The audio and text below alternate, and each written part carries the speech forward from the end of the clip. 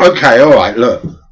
Obviously, with 2 days to go, or a day and a half, and they've already had a dry run this morning in the city of London, carrying an empty coffin with soldiers lining the streets and 9 paces apart. The only witnesses to it all being the cleaners and the early morning staff going in, the slaves, so they could get a close-up of the emperor's funeral, the empress's funeral that's going to be held in a couple of days. A bit like something out of ancient Rome. But anyway, Thatcher's dead, you know. Well, fucking great. But, you know, she's been a human cabbage for a few years anyway, so really it doesn't really matter. She didn't drop dead when she was making the speech, did she? She just died of natural causes, although she did die in the Ritz. It's a pity she didn't sort of snuff it when the Black Bloc was smashing the place up, because that would have really been a fitting ending. That would have been, you couldn't have encapsulated divided Britain better, could you? But however, she died peacefully in her sleep, watching films of puppies drooling away onto her bib, whatever you want to think of it like. But you can rest assured that she went out in some comfort. So I don't really lose any tears about her dying. And what I'm talking about, of course, is tears of joy. In fact, I've been bamboozled by the whole thing. I actually thought that people would be going, oh, particularly the kids, Thatcher, who's she? Some sort of historical figure or something? Well, yes, she is, and that's it. And we're living under the conditions that she helped to create. We are living in the Thatcher era, and there was a generation called Thatcher's children, but in fact we now see Thatcher's grandchildren out in the streets, sort of rioting and everything. I guess 1984 was the worst time for me. I mean, so close and yet so far, when the IRA nearly blew her up. I'm no great fan of the IRA, but anyone that would have blown Thatcher up at that time, you know, how shall I put it? I'd have raised a pint glass to them. But anyway, right, all right, Thatcher's dead. What can an anarchist of my age say about Thatcher that anybody else of my age wouldn't say anyway if they hated her guts? You either loved her or you hated her, and there was nothing in the middle. How could there be anything in the middle? It was divided Britain. It was split all the way down. And everybody knows about Thatcher's crimes and everything, and it's really difficult to figure out which was the worst one. The situation in Ireland, the whole thing about the hunger strikes, the escalation of the violence there, and the oppression and the unleashing of assassination squads. But this was nothing new. This went on under the Labour regime beforehand. Internment had been introduced by Ted Heath. She did not reintroduce internment, and while the hunger strikers were starving to death and the situation was escalating and the war dragged on for years and years, sectarian assassinations on both sides, atrocities from the British state, all kinds of stuff. So that's part of her legacy, and the people are there living with it. So that wasn't exactly one of her successes now, was it? Of course, there's a miners' strike. Don't have to tell you about the miners' strike. The occupation of the pit villages, the extreme violence and intimidation used by the state. Everything from phalanxes of police in pit villages beating everybody up, right through to the indiscriminate use of laws and the bending of laws and the actual abuse of laws, and actually lying by the police. The Orgreave case being one thing in particular that's just come out. So the whole thing about what's happened afterwards in the miners' villages. There's no industry. Hundreds of thousands of people's lives are ruined and on the dole.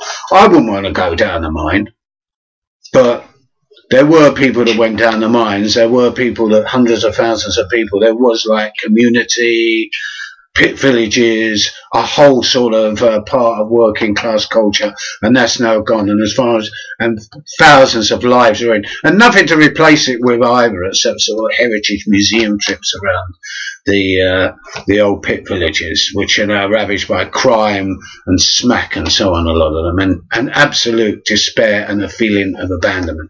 So that's another crime of her. Also, as well, the whole thing about her attitude towards the apartheid South African regime, where she proved to be, along with Reagan, one of the great stalwarts of the apartheid regime, describing the ANC as terrorists and so on. So the crimes melt up. They melt up.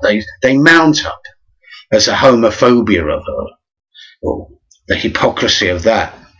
Clause 28 and so on. More thousands of lives ruined and so on. Homophobia made respectable. Look at it today when you've got gay marriage and so on. Could anybody have ever, and gay adoption and all that sort of stuff? There are some retrogressive elements in society that hold out against such things, but things have changed. Perhaps to a degree, perhaps ironically, the so-called Thatcher revolution, which unleashed the market forces, unleashed other forces as well. I can think of particularly the riots that took place during the Conservative government.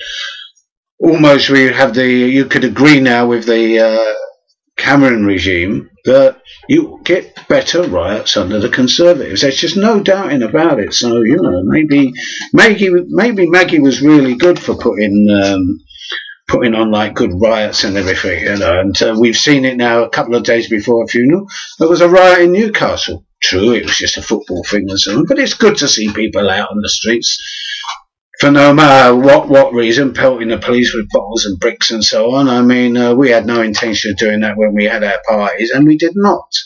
But this is another part of the population, and now the scenes on the streets in Newcastle are going to be repeated like larger and on a bigger scale when the rest of the population wakes up to what's going on and gets out on the streets and confronts the forces of the state.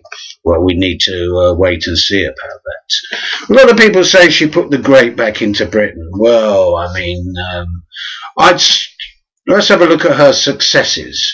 I suppose her major success was the Falklands. Bit of propaganda, you know, Kim Il-jung, the first, the second, and the third, to be proud of that. A Mickey Mouse war that's, well, basically couldn't lose because the British, as weak as they are as a military power, like strongmen, superpower compared to Argentina with its sort of old rust buckets from World War II that we sold them and then graciously sunk them. I'm not going to go about the ins and outs of the Falkland War. I was not crying for victory to the Argentinian military forces and everything. They were a fascist regime. They were like oppressing and murdering hundreds of thousands of their own people. But in the process of this war, Pinochet was collaborating, the dictator of Chile, who killed hundreds of thousands of his own people, was collaborating with Thatcher. And so therefore, because when Pinochet was over here, instead of extraditing him to the trial that he deserved, our government, Labour of course, returned the favour and allowed him to go back to Chile. So yeah, better riots under the Conservatives. So I'd say that, you know, as an anarchist, as someone who likes to see riots and civil disorder on the streets, because where else is politics? It's on the streets and confrontation and so on, building up your confidence. And, you know, we're going to have revolution. We're going to talk about revolution. Thatcher had her revolution. Let's have ours. So let's get out on the streets. This is a message I will continue to hammer home time and time again.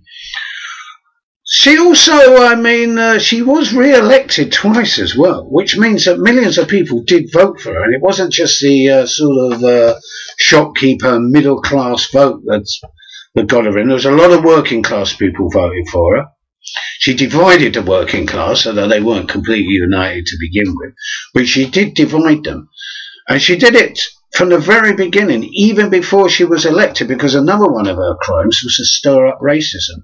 Now, if you remember, the late 70s was the time of the National Front, riots in the streets and increasing vote by the National Front. And yet, by 1979, the National Front, even though they were able to have hundreds of candidates, just got joke votes. Why was this?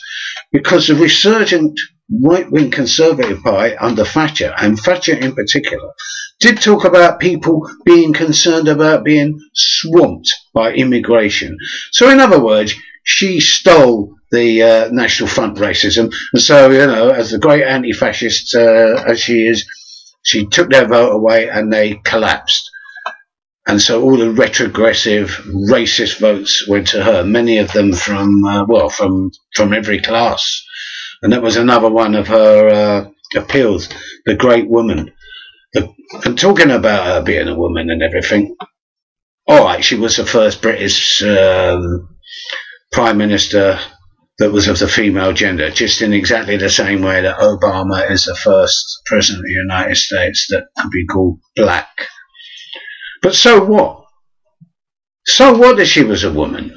Yeah, she used the woman thing as part of her image and so on, the Iron Lady and so on and so forth. And I must admit that she did seem to have a personality. She certainly seemed to be able to crack the whip over the heads of her sort of creepy, crawly cabinet who looked upon her as some sort of goddess in great awe.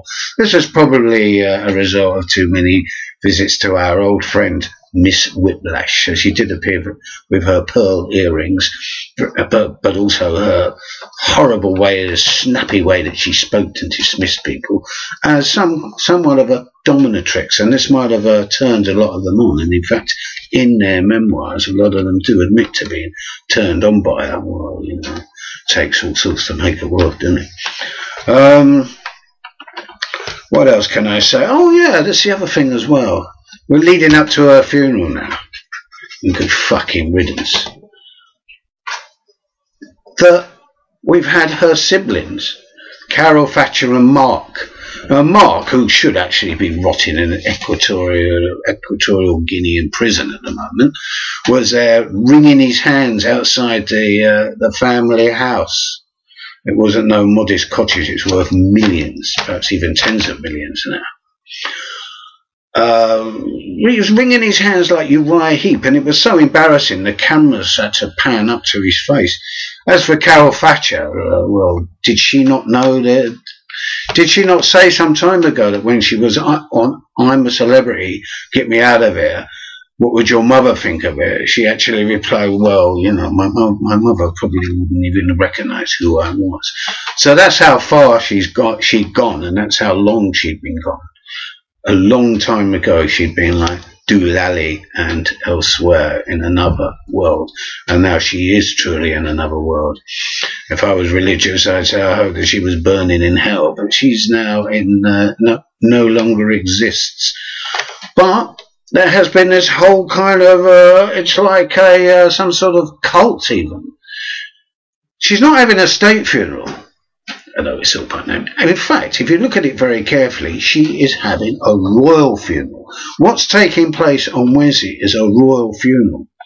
But don't worry, government, don't worry, police or anything like that.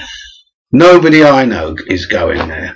And I shall be not heading in any kind of westerly direction until the entire thing's finished.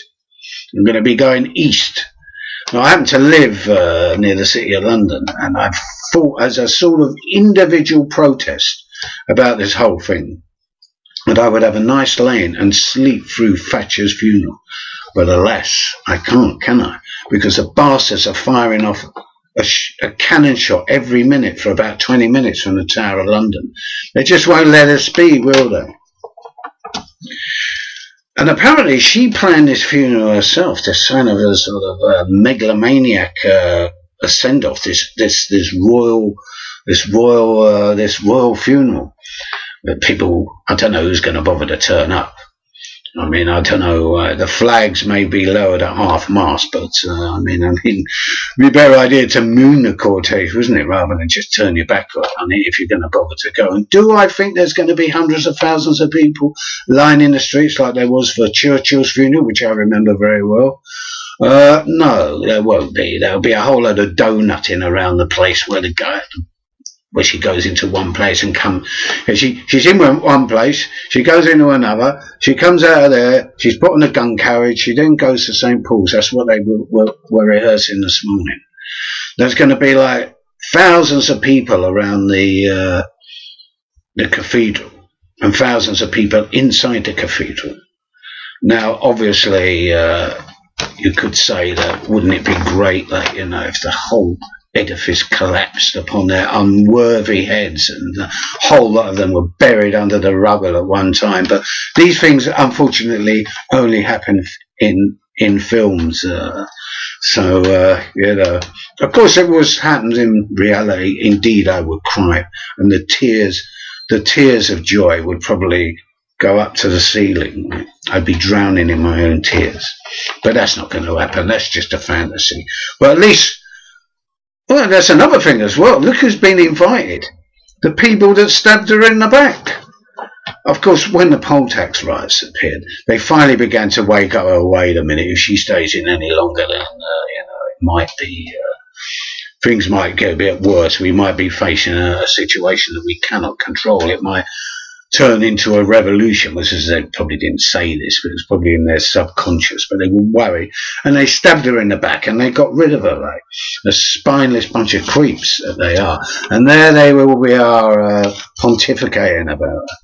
People like Cecil Parkinson and so forth. I see it, Norman Tebbit. God, the fucking state of him really is like, reminds us of the rule of the zombies. Well, fortunately, Thatcher will not be coming back from the dead and walking around like a zombie or anything like that. But you will see plenty of half-dead zombies in St. Paul's Cathedral. Check out Tebbit and check out the Duke of Edinburgh.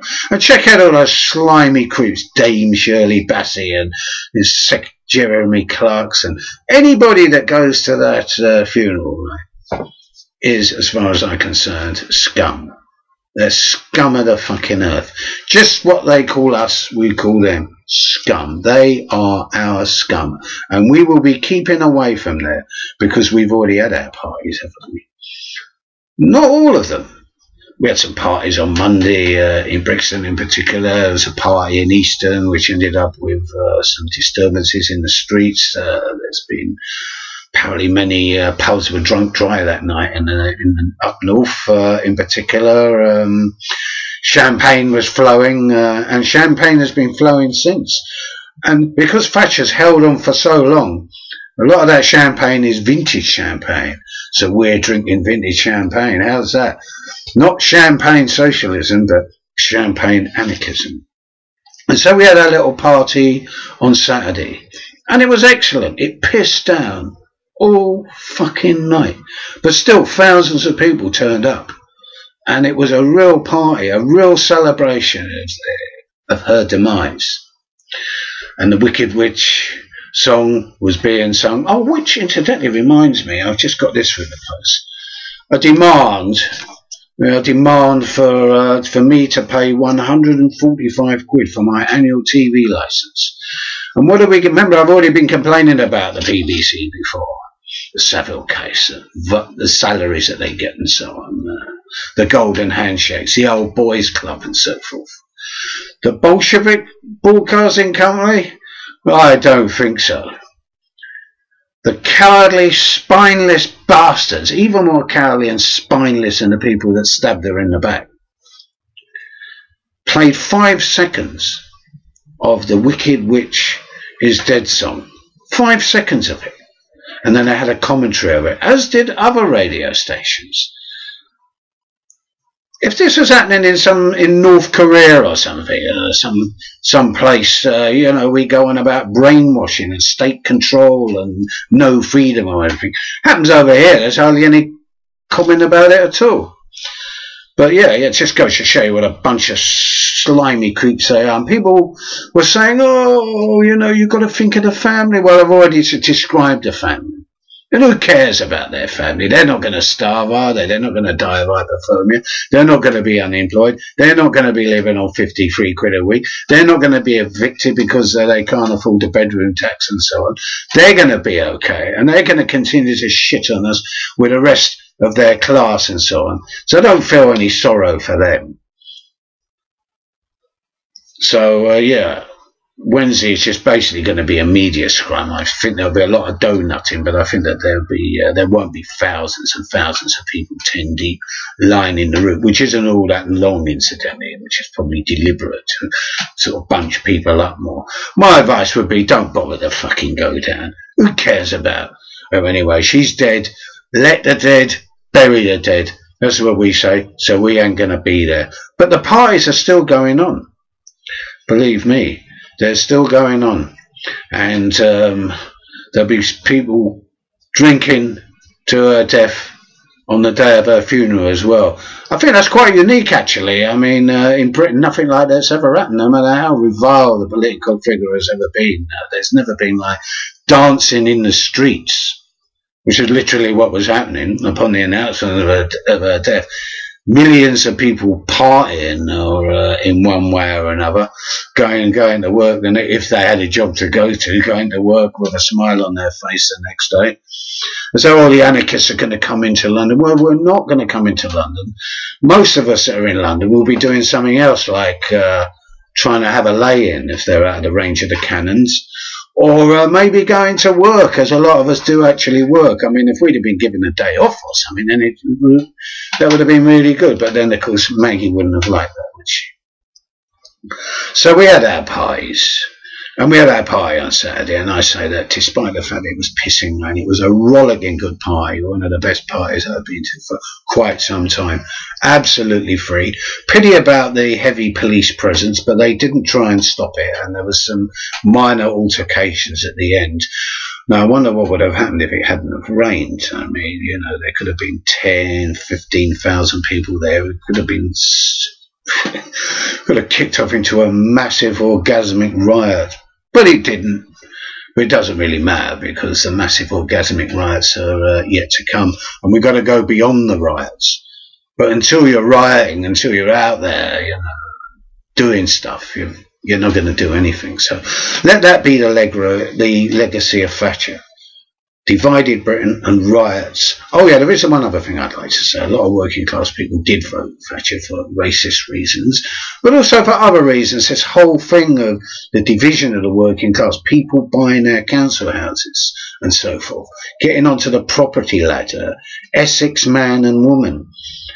This is a creation of Thatcher more than anything, and we're still feeling the effects of it at this stage, with sort of numbskulls from the EDL sort of dragging their knuckles along the streets and stuff like that. But Thatcher legacy, completely negative. Mind you, has started some artwork, hasn't it? Look, there's a whole new genre of art. One of the kids over the road did this. He's only 15. Look at that. See, it's in the DNA now, isn't it? Hatred of Thatcher. And that's another thing as well. It wasn't only Thatcher's children people talked about, but it was actually Thatcher's grandchildren who were out celebrating her demise. And people do know who she was, and so on and so forth. So, still a few more parties to go. Uncork that vintage champagne, because it had been laying in wait since about 1985, 1984. Have your parties, have fun, and when when she's buried, oh yeah, I want to talk about her burial as well. Well, personally, I think two things about her burial. One, it should have been privatised. Why do we have to pay 10 million for that shambles? And secondly, what's going to happen? And she should have been thrown into the sea alongside with Bin Laden. That would have been really good as well. A fitting end. At least she wouldn't have people dancing on her grave, because I can predict that probably someone is going to do something nasty to her grave, kind of blow it up, or maybe try and dig her up. So it's probably going to cost millions in just like making sure that no one vandalises the grave wherever it is. Maybe they could kind of bury her on an island like they did with Lady Di, keep away the necrophiliacs and the ghouls and so on. But I can predict quite confidently something quite unpleasant is probably going to happen. Maybe a sort of John Peel job when they dug him up. Although I thought that was highly distasteful, of course, but Thatcher is another case altogether. She divided the nation entirely. You either loved her or hated her. And all this bullshit about her being a human being and think of her grieving family, forget it. Anybody that says anything like that is an idiot. Even a conservative would probably say, well, you know, you're just fucking left with anarchist mob scum and so forth. You know, screw you. That's what they'd say, but they wouldn't try and say to us, oh, she was a human being and stuff like that. Anyway, they go, she's a human being. Think about her grieving family. Is an idiot. They're not a conservative. They're not a Tory. They're just an idiot, right? So anyway, I haven't really got much more to say. I could sit here all night and just curse her memory and so on. And say, may she rot in hell, and from hell she came, and to hell she can go, was one good slogan that I coined the other day. So anyway, the parties are still going on, and we're going to have a little party here, right?